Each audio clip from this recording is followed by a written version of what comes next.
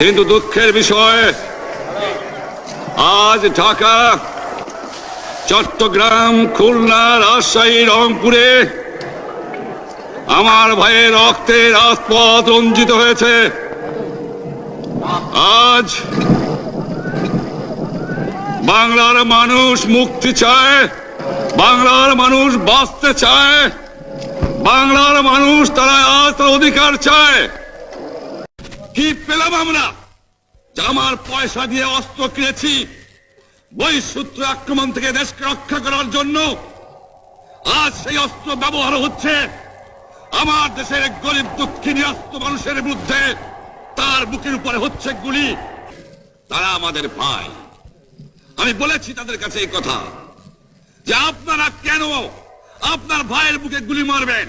আপনাদের রাখা হয়েছে যদি বহিঃশত্রু আক্রমণ করে তার থেকে দেশকে রক্ষা করার জন্য।